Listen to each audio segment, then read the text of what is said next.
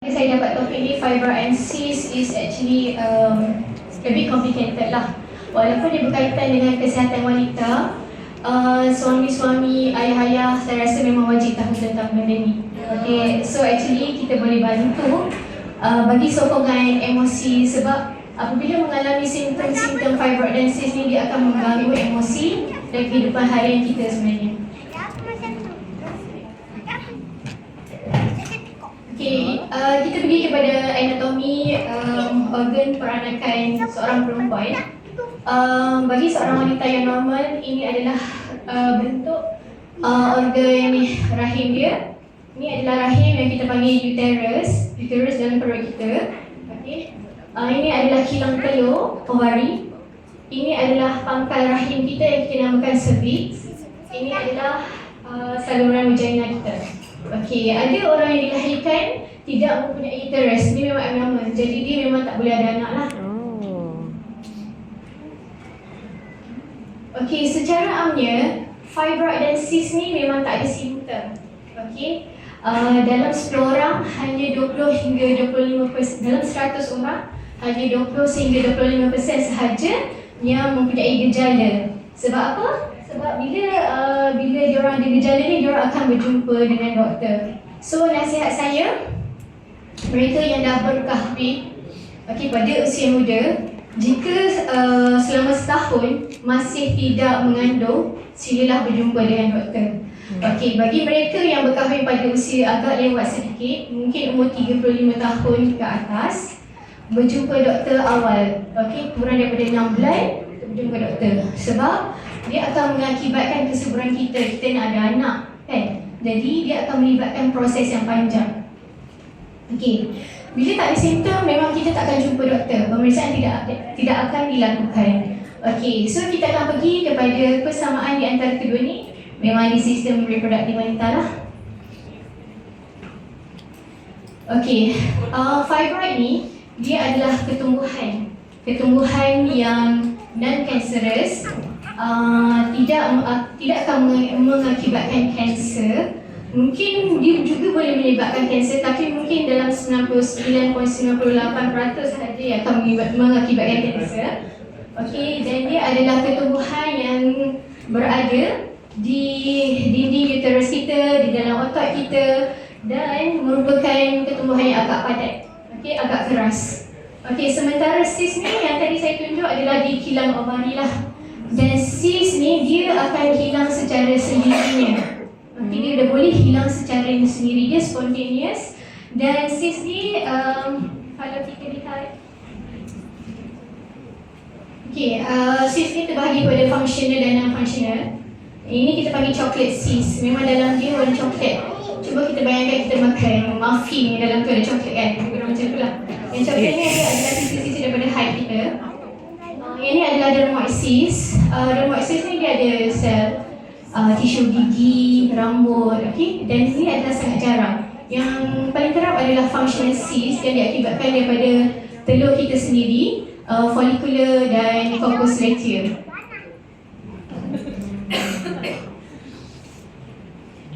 Kalau fibroid ni dia daripada sekecil-kecilnya sehingga sebesar-besarnya, daripada sebesar kacang pea size sehingga sebesar buah tembikai.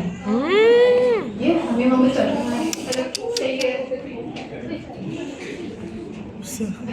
Saya swan, cherry, buah orange dan tembikai lah. Lebih daripada 10 cm. Ini adalah bentuk-bentuk fibroid yang terbuang lah. Ini gelingnya bentuk dia. So cyst ni dia adalah kantong macam balon. Dalam tu ada air, boleh ada cecair ataupun tisu tadi lah, boleh ada sel gigi, rambut semua tu. Dan sehingga satu tahap dia boleh menyebabkan kanser. Dan selalunya kanser hanya dapat dikesan pada tahap 3 dan 4 kerana mempunyai simptom. Ini adalah anatomi daripada fibroid. So dia boleh berada di atas uterus kita dan boleh jadi tangkai. Ini kita panggil pedunculated dalam otak rahim kita. Dia boleh bermacam-macam. Sebab apa dia boleh ada di beberapa lokasi? Sebab berlakunya orang kata mutasi daripada sel otot dinding rahim kita. Okey, sementara sis ni dekat kilang telur. Okey, sepatutnya apabila kita berlakunya ovulasi, telur kita akan dilepaskan dan dipecahkan. Tapi ianya tidak berlaku pada sis follicular cyst. Dia akan makin membesar dan makin membesar. So untuk corpus luteum cyst ni, apabila ovum kita pecah dan keluar untuk berlaku persenyawaan, tapi yang kapsul sekeliling dia tu tak shrink.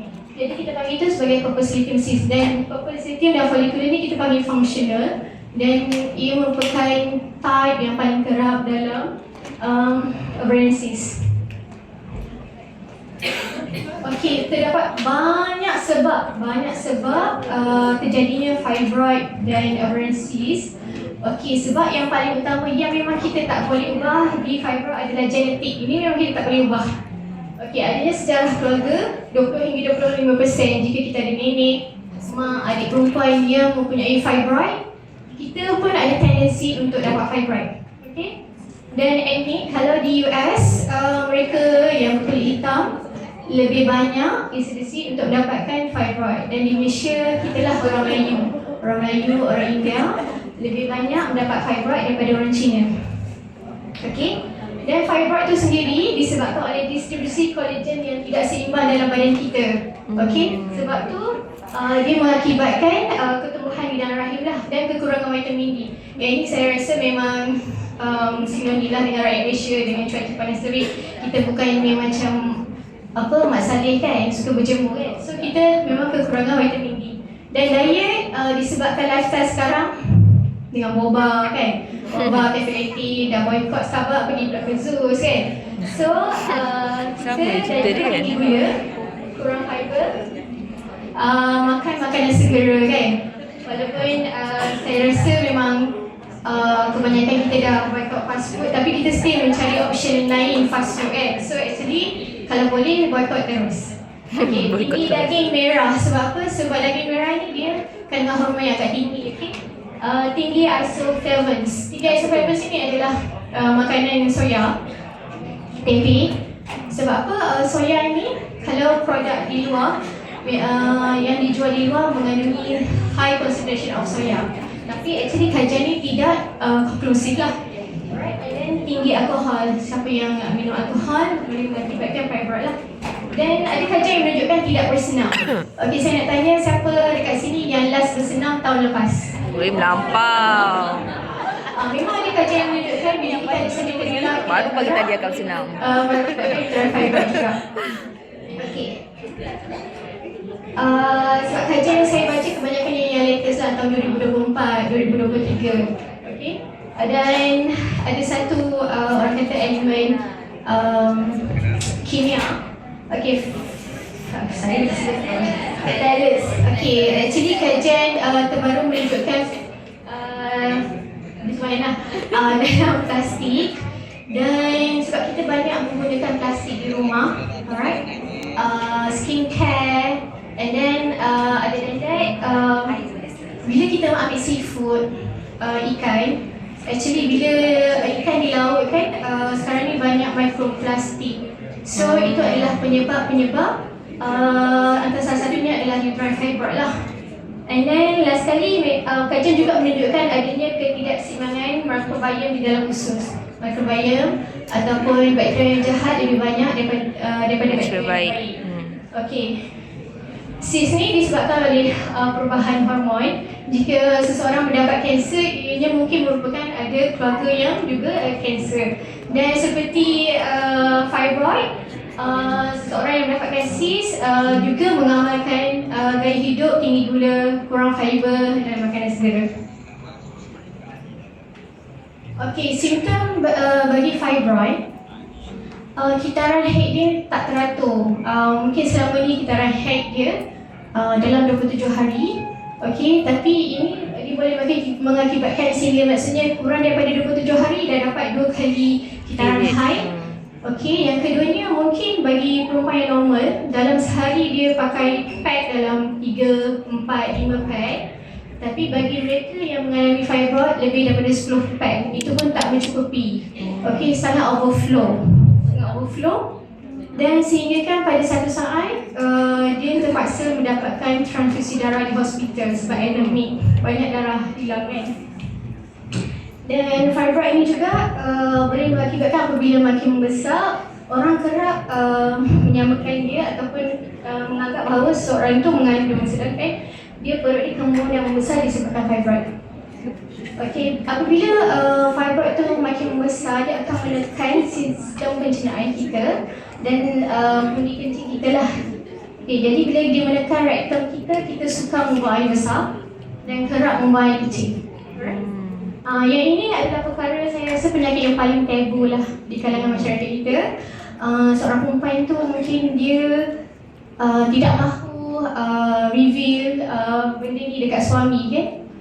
Sebab dia mengalami sakit ketika hubungan kelamin. Jadi sebab tu para ayah dan para suami hari ini perlu mengambil cakna lah tentang benda ni.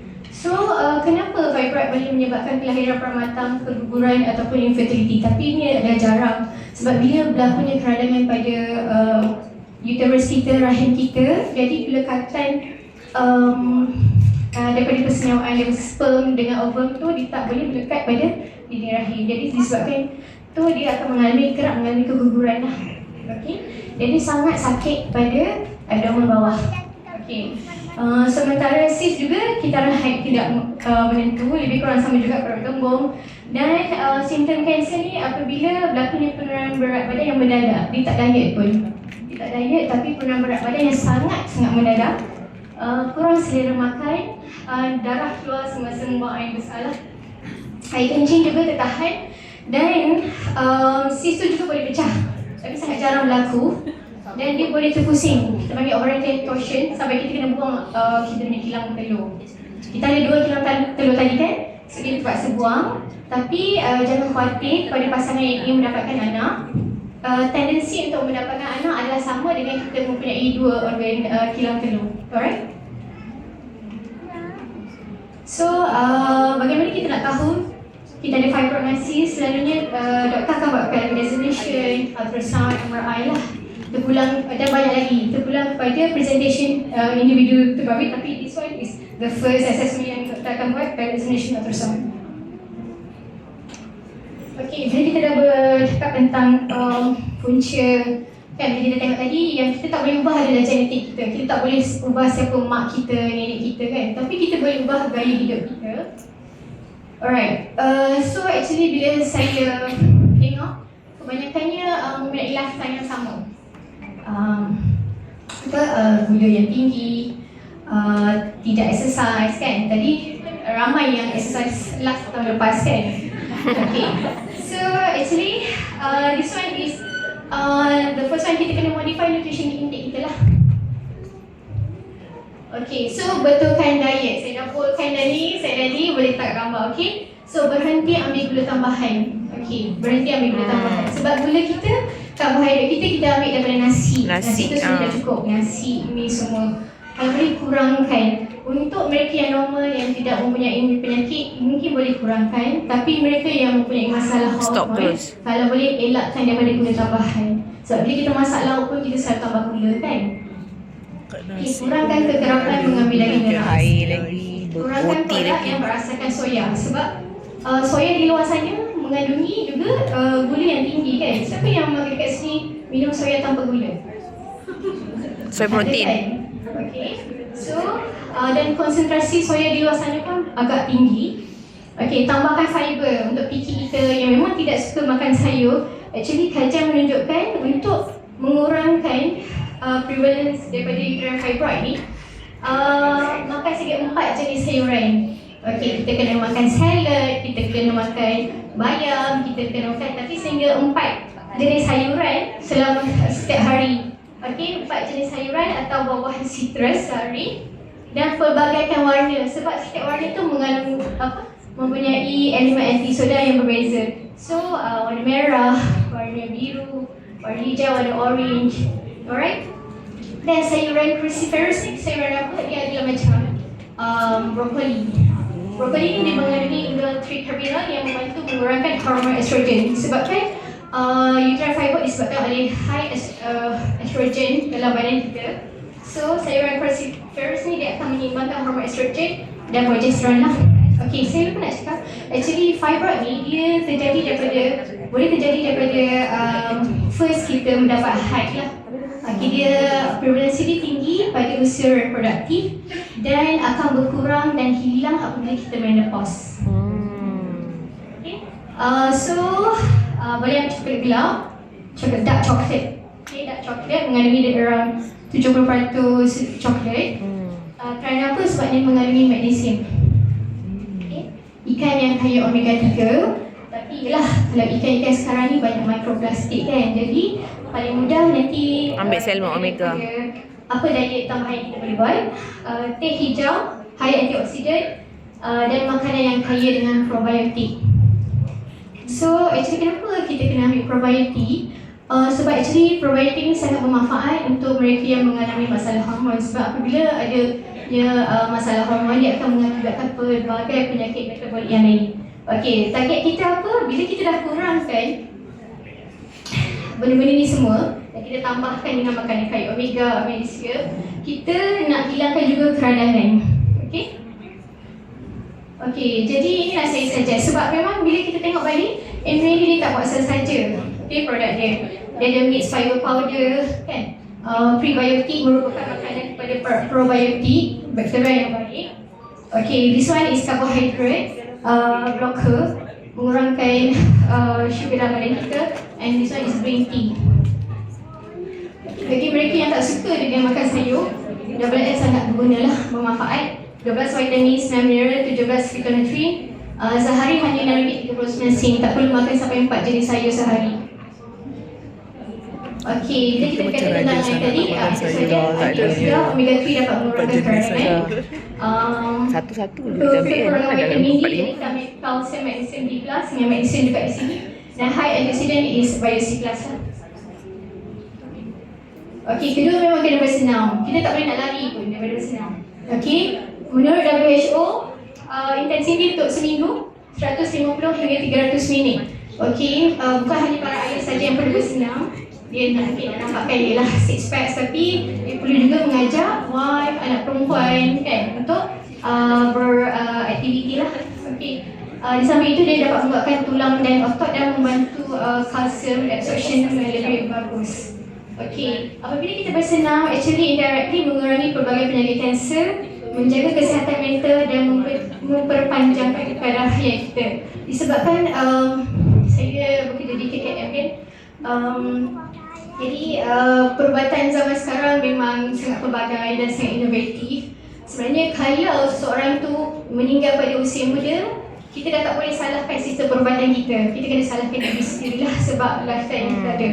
And then lakukan pemeriksaan yang berkala dengan doktor. Bagi orang perempuan, kalau boleh sekali setahun lah. Okay?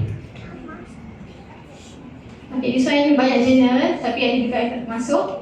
Imbalances in gut bacteria dalam gut kita. Lepas tu kena ambil 4 fruits. Sebab diorang bandingkan juga dengan siapa yang mengambil hanya satu buah dengan satu sayur sajalah dalam sehari. Okay? Okay, itu sahaja. Terima kasih.